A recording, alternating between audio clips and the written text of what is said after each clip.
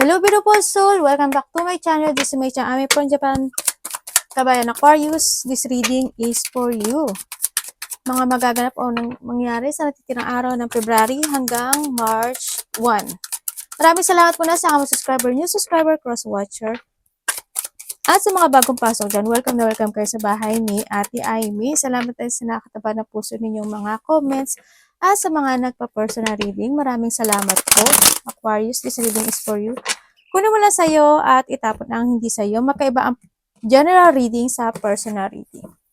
Nangyayari, or mangyayari pa lang. Use your own intuition, lawakan natin ating isipan. Madami kayong energy sa mundong ito. Kaya hindi ito agad-agad magre-resonate sa inyo. Okay? Pag hindi nangyari at hindi nag-resonate, ibig sabihin, hindi mo energy ang nakukuha natin, kaya igalang natin kung kanino mang energy ito. Baka related sa iyo tong number na to, 9, 10, 19, 25. Okay, may mga gift kang makukuha, no? Or may magbibigay ng gift sa iyo. Yan. May mga documents ako nakikita. Documents or may mga government or official building, mga bahay, apartment, mga ganyan. Ako nakikita sa iyo. Hindi ko alam kung ano related sa iyo. Ang nakikita ko rin parang merong isang sitwasyon, ano yun? Paghihiwalay? Parang may maghihiwalay? Ako nakikita? O inihihiwalay mo yung sarili mo sa mga tao o sa tao na o may tao na humihiwalay na hindi ka nagiging good sa kanila o hindi sila nagiging good sa iyo, ganyan. Kumbaga, you have a boundaries, may limitation ka sa sarili mo, ganun. Maaring ganun, no, sa iba sa inyo nakikita ko dito. Maaring nagkakaroon kayo ng boundaries. Yan. Magkakaroon ka ng mga challenge na nakikita ko sa iyo dito. And sa iba dito, ano yung iba dito siguro may mga commitment or just a promises ako nakikita sa iyo. Ganyan. So iba dito is dealing, parang may makikipag-deal sa iyo. Tapos hindi ko alam in what way yung dealing na yon. Parang may makikipag-deal sa iyo or may mga contract o baka magsa-sign ka ng contract o may mga pipirmahan ka, documents, sabi ko kanina, di ba, mga papers, ganyan. O kaya naman sa iba dito is something commitment or partnership with something. Yun ang nakikita ko dito, ha.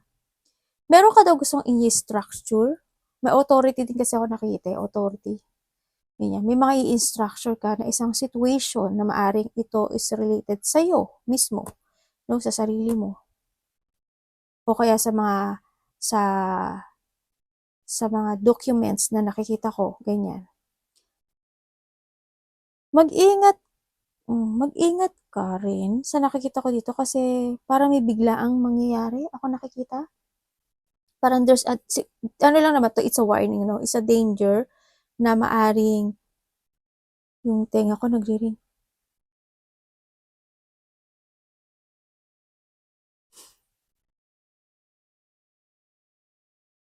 O, di ba, pinatapos mo na yung ano. Nabibingi kasi ako ang lakas ng ring ng tenga ko.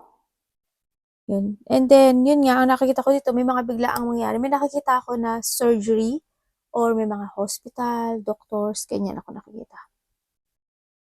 I hope walang maaksidente, no? I hope walang maaksidente.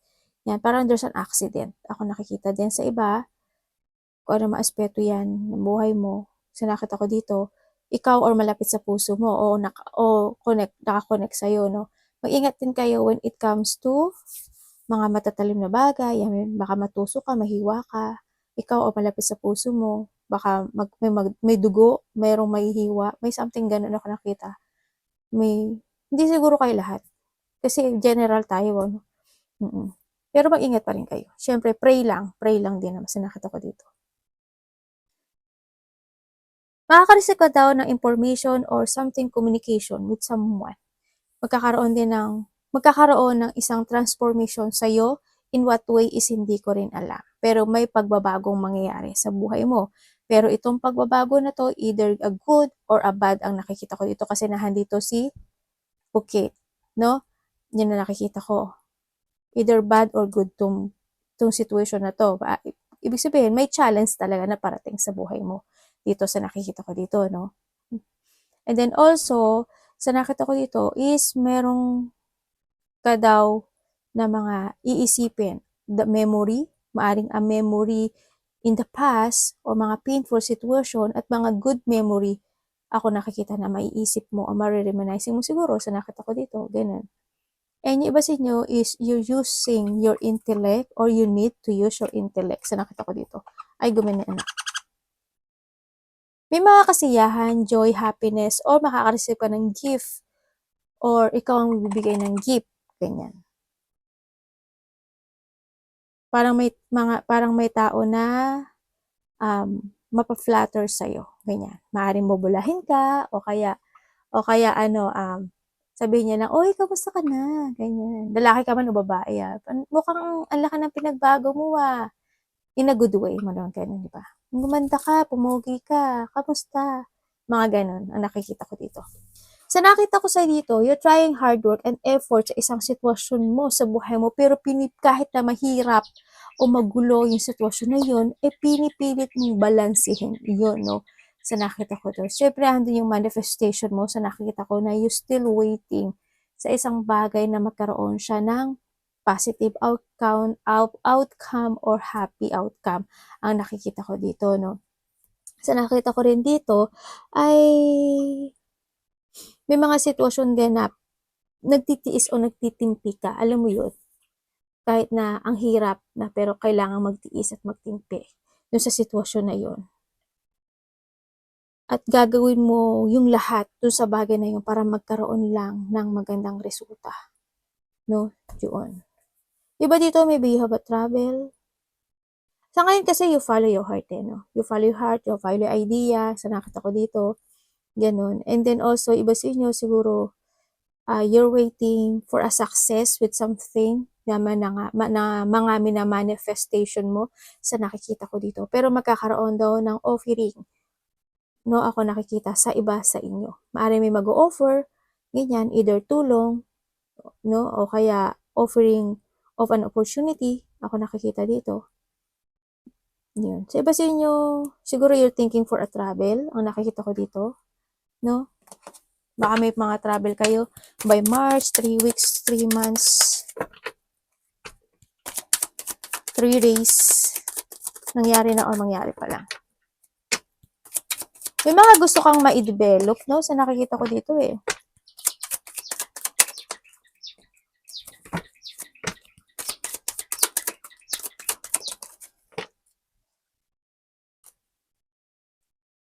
Ano po ito? Okay, thank you.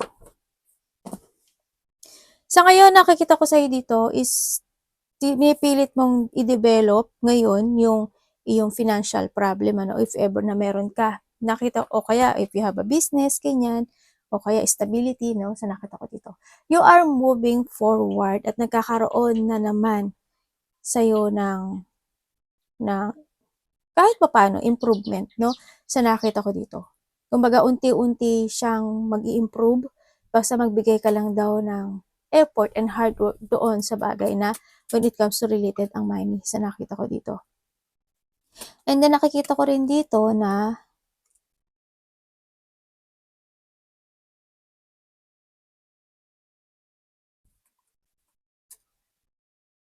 magsisave na ng money, may pagsisave ng money, you're saving monies, no, sa nakikita ko dito. Kung kayo is magkakaroon ng isang, kasi may tao dito na siguro hindi ko naman nakikita na masyadong bad.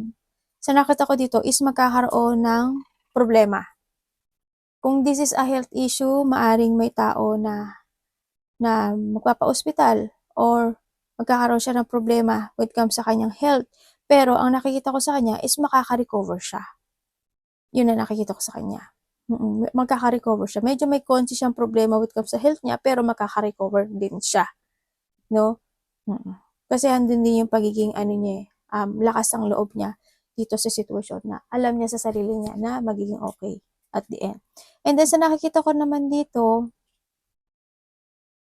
kung this is a relationship sa iba, is ang nakikita ko ay mas more ka na nagfo-focus to yourself this time sa nakita ko dito. Inaalagaan mo at pinahalagahan mo yung mga tao na mga mahal mo sa buhay mo at nahandun na rin yung pag-abandon na when it comes to a love life, no? Kasi you are more focusing to yourself, sa mga tao na mahalaga sa'yo, ganyan. Na-accept mo na rin yung mga nangyari in the past, and then you are moving on and you are healed, no? Sa nakikita ko dito.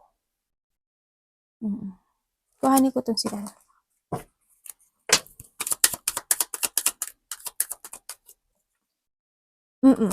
Yes. May mga tao na susuporta sa'yo or ikaw ang susuporta. May nakita ko mga tao na susuporta sa iyo.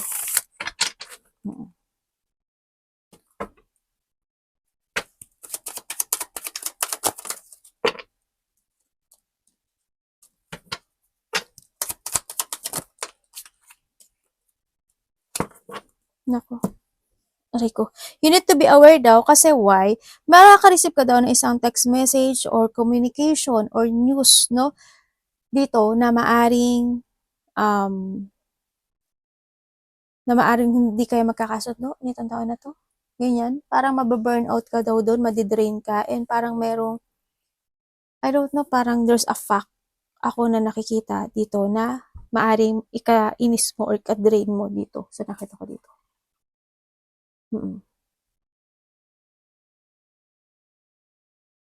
And then, sa iba sa inyo is maaring din na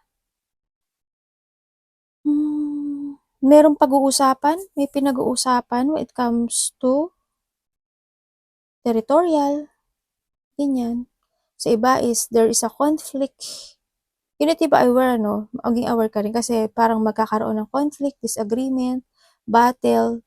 Sa iba dito is, itong taon na to is maaring hindi siya magpapatalo sa'yo, ganyan. May tao na magiging mataas yung ego niya. There's a lack of communication, lack of control dito sa situation na to, no? Sa nakita ko dito. Pero, kailangan ay, calm ka lang, no? Sa nakikita ko dito. Kasi, ang nakikita ko dito hindi magiging maganda yung resulta niya. Sinasabi rin naman ng angels mo na you need to be aware, tsaka patient lang din, no? Ang sinasabi dito. Kailangan mong, kumbaga, makinig ka, no? Kailangan mong makita yung the fact or before you talk, kailangan you need to be aware sa pagsasalita mo, maging aware ka sa mga decision mo, sa mga actions mo, ganyan, no? Sa nakita ko dito. And then also, ang sinasabi din dito,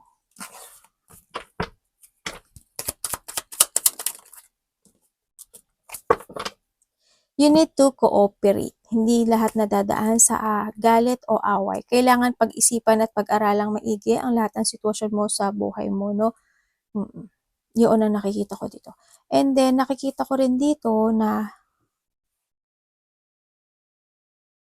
kasi parang mayroong isang magulong sitwasyon sa buhay mo na you want to take it action and gusto mo itong masolusyonan itong sitwasyon na to sa nakikita ko dito.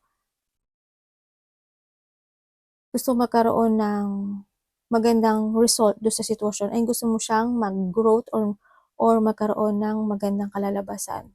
Pero nakikita ko ay medyo magulo. Ako nakikita. Medyo iniisip mo paano siya. So, iba dito related to a lovers, ano? Parang there's a situation ako nakikita na gusto mong ayusin na related ang person na in a distance sa iba sa inyo. Paring anak mo, kapatid mo, karelasyon mo, o nasa Pilipinas man siya, nasa ibang lugar naman siya, ganun. Parang may isang sitwasyon na you want to quit with kuhanin mo lang sa'yo, ito rin nakikita ko Parang nagkaroon ng mga pag-aaway o magkakaroon ng pag-aaway, pero you want to quit doon sa sitwasyon na yun, pero gusto mong masolusyonan yun. At gusto mong magkaroon ng dealing or partnership or a good result doon sa sitwasyon. Yun ang nakikita ko dito. Sa iba naman sa inyo, maaari makaka-receive ka ng text message or ikaw magte-text message, no? Sa tao na there's a distance situation na maaring makikipagkasundo ko sa kanya or magkakaroon kayo ng dealing, pag-uusap, partnership, or magkakaroon kayo ng mga plano again. No, sa nakikita ko to. Kuhanin mo lang yung sa'yo dun. Kung sino man siya sa buhay mo.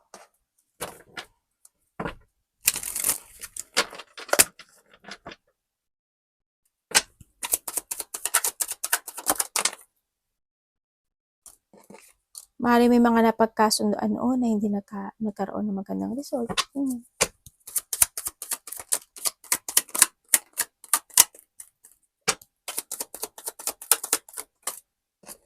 Oy, the sun.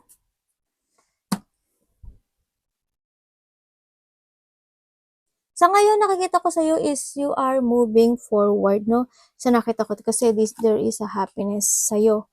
Sa nakita ko to, you're using your intellect or you're using your head or you need to use your head, no? When making a decision, no? Sa nakita ko dito kasi why? May tao dito na magsisinungaling sa'yo. No, may tao dito na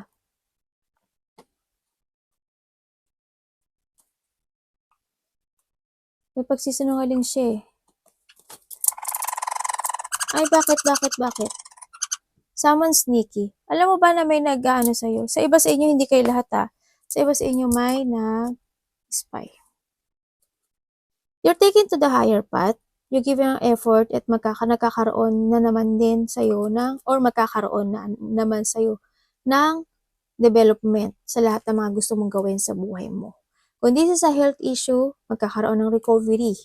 No? Kasi nakikita ko naman yung effort na to na magiging okay at magiging maganda ang kalalabasan ng situation na to.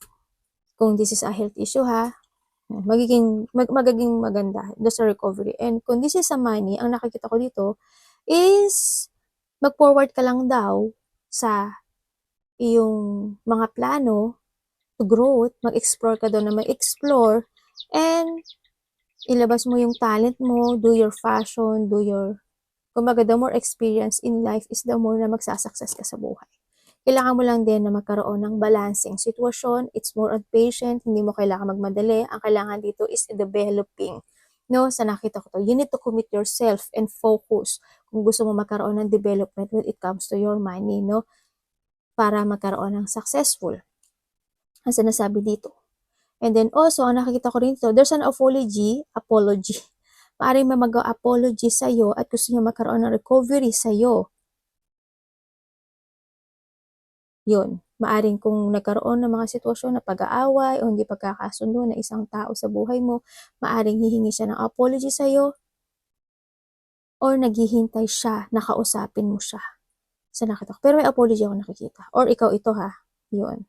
Kasi gusto niya magkaroon ng recovery dito sa sitwasyon na to. Maaring kasamaan mo siya sa trabaho, or ikaw ito vice versa. Or maaari naman na may sasabihin siya sa'yo para sa isang sitwasyon na magkaroon ng successful situation. Pero ang nakikita ko, if ever, no, mag-trust ka sa intuition mo kasi may tao din dito na magsisinungaling. May tao kasi nagbabait-baitan. May taong nagbabait-baitan, may taong nagsisinungaling pero nagbabait-baitan siya. Yun. Trust your intuition.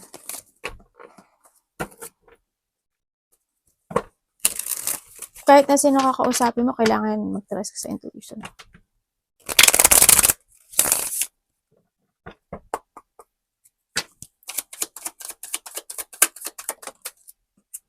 Tandaan nyo, general reading tayo Iba ang personal reading. Wala akong pointed na tao dito.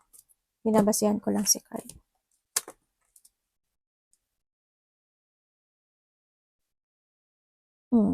Someone want a new beginning sa'yo. Gusto ko niya kausapin.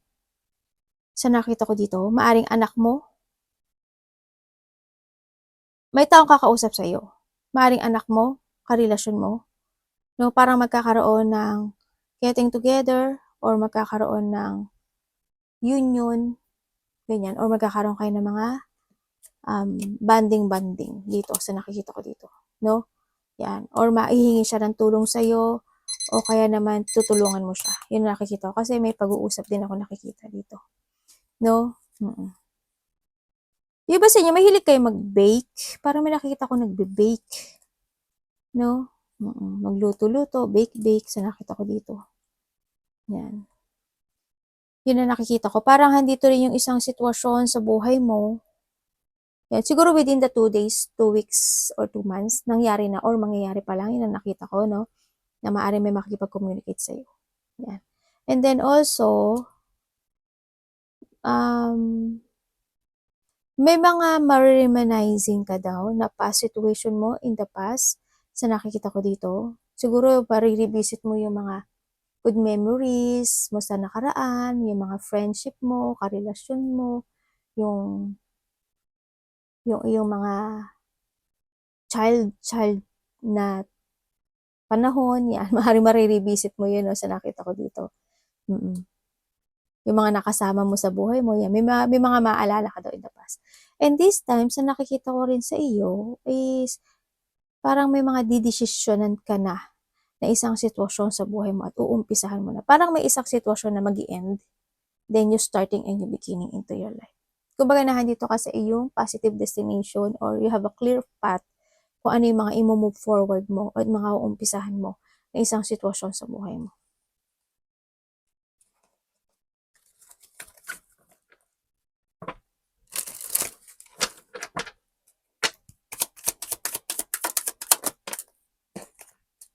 Iba dito may travel, no?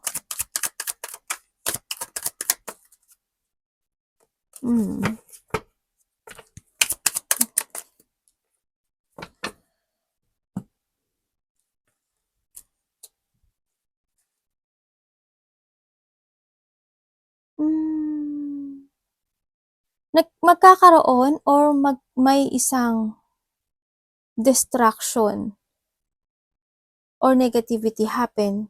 Kumbaga, sa buhay mo, hindi lahat ng dinidesire mo or ng gusto mo ma-fulfill into your life ay mangyayari daw in a positive way. Hindi daw. Sabi dito. Siguro hindi pa sa ngayon, pero in the future, isibibigay niya yung hinihiling mo na ibang aspeto ng buhay mo, no? Ang sinasabi dito, no? In the future, ibibigay ko yung sa tamang panahon. Ibibigay ko yung hindi ko na ibigay sa'yo ngayon. Yun ang sinasabi dito, no? Kailangan mo maghintay. Ang sinasabi dito. Kasi it's a negative for now. And then also, sinasabi din dito is magkakaroon kayo ng mga doubt o kaya magkakaroon kayo ng mga few options to take it action o didesisyonan mo sa buhay mo sa nakikita ko dito. Yun. Para may mga hihintayin ka pa na to growth o may mga hihintayin ka pa na isang sitwasyon sa buhay mo bago ka mag-action dito. Iba sa inyo is I hope hindi wag niyong i-ignore yung inyong intuition. Sa nakita ko to, parang iba dito i-ignore nila yung intuition nila. Yun ang nakikita ko Parang hindi niyo daw pagtutuunan ng pansin yung sasabihin ng intuition niyo. Sana hindi, no? Kasi this is a guide para sa iyo. And then also, may mga sudden changes ako nakikita sa iyo.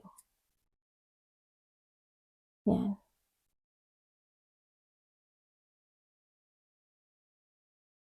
May tao na Sandali lang May tao na naghihintay. May taong naghihintay? May taong naghihintay, hindi ko alam kung ikaw, na gusto niya, in a distance na tong tao na to In a distance. Hindi ko alam in what way. Maaaring nasa ibang bansa siya, nasa ibang lugar siya, nasa ibang baryo siya. In a distance situation na tao na to, na hindi ko naman nakikitang nag-a-action siya, pero gusto kanyang kausapin, or vice versa. Ako nakikita dito. Parang handun din nakikita ko na yung tao na yun, there's a boundary. Ako nakikita dito. Maaaring ikaw, gusto mo siya kausapin, pero may boundaries yung tao na yun. Ayaw kanya kausapin. Or siya, gusto kanya kausapin, pero may boundary ka, ayaw mo siya kausapin. I-vice versa kung sarili mo.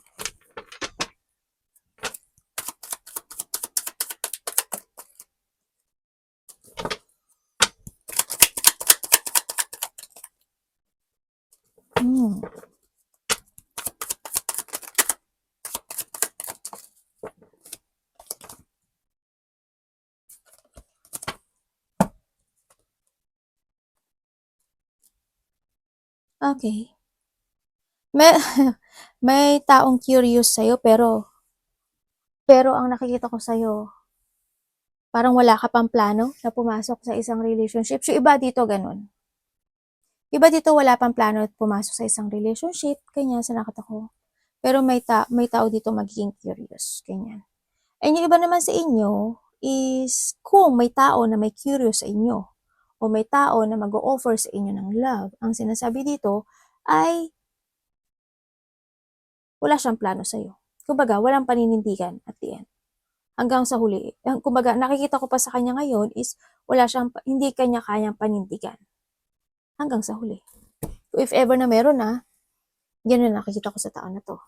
And then also, sa iba naman, makakaramdam daw kayo ng stagnant. I don't know why, parang andun yung sitwasyon na may stagnant yung mga gusto nyong gawin this time. Kasi, halimbawa, magta-travel ako pero hindi matutuloy. Halimbawa, gusto ko magtrabaho, maglipat ang trabaho pero hindi siya matutuloy. Ganyan. May stagnant muna siya.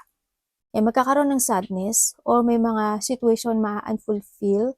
May mga situation na magkakaroon ng delay. May mga situation na makakaramdam ka ng frustration or magkakaramdam ka ng anxiety. Ganyan. May mga dreams na pwede siyang mag-shattered, no, sa nakita ko dito. Kumbaga, may mga failure situation. Yun. Yan na nakikita ko. Arigatou namaste.